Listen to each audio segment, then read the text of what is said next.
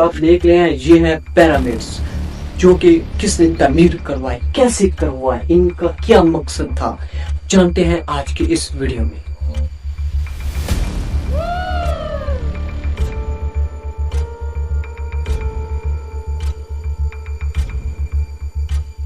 آج سے ہزاروں سال پہلے مصر دنیا کے سب سے عظیم طاقتور تھا،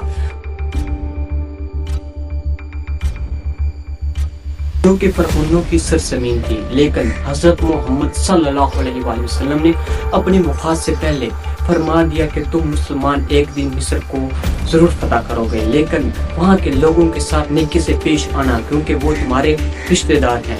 حضرت محمد صلی اللہ علیہ وسلم کی وفات کے بعد حضرت عمر بن خطاب کی قیادت میں مسلمانوں نے فارسی اور رومی سلطنت کو فتح کیا۔ ان فتوحات کے بعد مسلمانوں میں ایک وبا پھیل گئی، طاعون کی وبا، جس سے مسلمانوں کے کئی جرنیل وفات پا گئے۔ اس کے بعد حضرت عمر رضی اللہ عنہ نے مسلمانوں کے نئے جنرل مقرر کیے اور حضرت عمر بن عاص کو مصر کا چپاسلار بنا دیا۔ وقت گزرنے کے ساتھ جیسے ہی وبا کم ہوئی تو آپ حضرت عمر رضی اللہ عنہ خود شام کا جائزہ لینے کے لیے روانہ ہو گئے اور مدینہ اور عرب کے انتظامات حضرت علی رضی اللہ عنہ کے سپرد کر دیے۔ جب آپ حضرت عمر رضی اللہ عنہ شام پہنچے تو حضرت عمر بن عاص رضی اللہ عنہ نے آپ کو وہ منصوبہ پیش کیا جو دنیا کی ہسٹری کا سب سے پہلا منصوبہ پیش کیا گیا۔ انہوں نے کہا کہ ہم مصر کو فتح کرتے ہیں، لیکن مصر کوئی عام علاقہ یا جگہ نہیں تھی۔ مصر دنیا کی سب سے عظیم، طاقتور اور علاقہ سمجھا جاتا تھا اس وقت میں۔ دراصل مصر کی طاقت دریائے نیل تھا، کیونکہ آج سے تقریباً 5000 سال پہلے اس جگہ کو سب سے زیادہ طاقتور سمجھا جاتا تھا جہاں پر پانی ہوتا تھا۔ اس لیے دریائے نیل کی وجہ سے لوگ مصر میں آتے اور وہاں پر رہائش کرتے تھے، جس کی وجہ سے مصر عظیم طاقتور سلطنت بن گیا تھا۔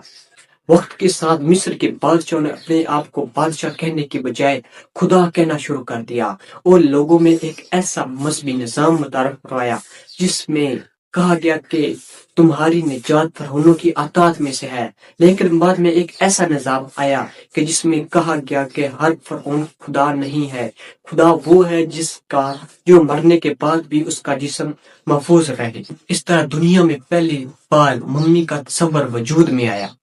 کا بادشاہ وفات پا جاتا تو وہ ان کے جسم سے سارے خون کا نکال لیتے اور ان کا دل ایک طرف، لنز ایک طرف، سب کچھ نکال لیتے اور انہیں ایک تابوت جو کہ بہت قیمتی ہوتا تھا اس میں محفوظ کر لیتے تھے۔ وقت گزرنے کے ساتھ ان بادشاہوں نے بادشاہ کی قبر کے اوپر ایک مقبرہ بنانے لگا اور دیکھتے دیکھتے مصر میں کئی مقبرے بنا لیے گئے جو کہ مختلف ڈیزائن میں تھے۔ ان میں ایک مشہور فرعون جو خوفو کے نام سے جانا جاتا ہے، اس نے اپنے قبر کے اوپر ایک ایسا مقبرہ بنایا جو کہ دنیا کی ہسٹری میں ابھی تک قائم ہے اور دنیا ابھی تک سوچ رہی ہے کہ یہ کس طرح تعمیر کیا گیا۔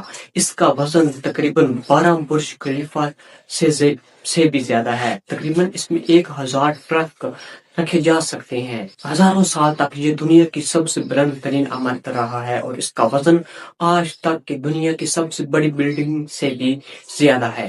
اسے تعمیر کرنے میں خوفو کی کئی دولت خرچ ہوگی۔ خوفو نے یہ نہیں سوچا تھا کہ اسے تعمیر کرنے میں مصر کی اتنی دولت لگ جائے گی کہ مصر اپنی معیشت کو کمزور کر بیٹھا ہے۔ اسی دور میں ایک نوجوان بچہ مصر میں آتا ہے، وہ نہایت خوبصورت اور ذہین ہوتا ہے اور وہ جب بڑا ہوتا ہے تو وزیر بن جاتا ہے۔ دراصل میں بات کر رہا ہوں حضرت یوسف علیہ السلام کی۔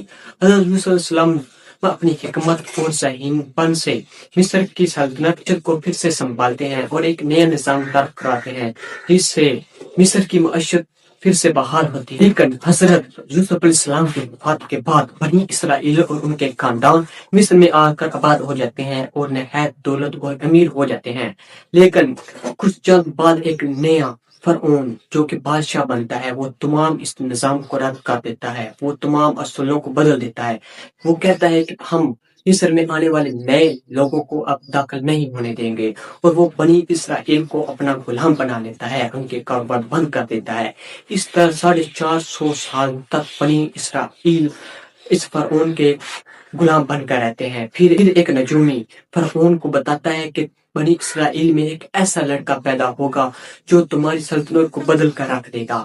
اس طرح فرعون پریشان ہو جاتا ہے، وہ مصر کے وہ بنی اسرائیل کے تمام بچوں کو قتل کروا دیتا ہے اور اپنے وزیروں اور سپاہیوں کو حکم دیتا ہے کہ اگر کہاں بھی بچہ پیدا ہو تو اسے مار دیا جائے۔ لیکن حضرت موسیٰ علیہ السلام اللہ تعالیٰ کی حکمت سے بچ جاتے ہیں اور خود ہی فرعون کے گھر میں پرورش پاتے ہیں۔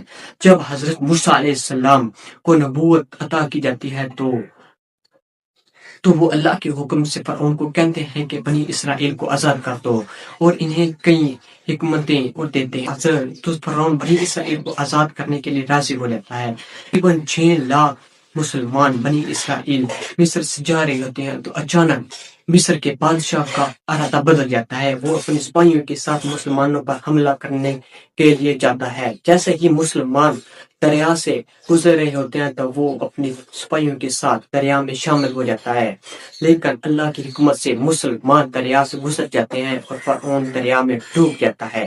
اس کے بعد کہا جاتا ہے کہ مصر اپنے پیروں پر کبھی کھڑا نہیں ہو سکتا، کیونکہ لوگوں نے یہ تصور کر لیا کہ جو بادشاہ کہتا تھا کہ ہم خدا ہیں وہ خود کو تو بچا نہیں سکے، تو بھلا وہ کیسے مصر کے خدا ہو سکتے ہیں۔ اس طرح مصر کی عوام اپنے بادشاہوں پر زیادہ توجہ نہیں دینے لگی اور اتنی کمزور ہوگی کہ کئی سلطنتوں نے اس پر آ کر حملے کیے اور رومی سلطنت نے اس پر تقریباً 600 سال تک حکومت قائم کی۔ اس کے بعد مسلمانوں کی وہ خوشخبری جو حضرت محمد صلی اللہ علیہ وسلم نے دی تھی وہ پوری ہونے لگی کہ تم مسلمان ایک دن مصر کو فتح حاصل کرو گی۔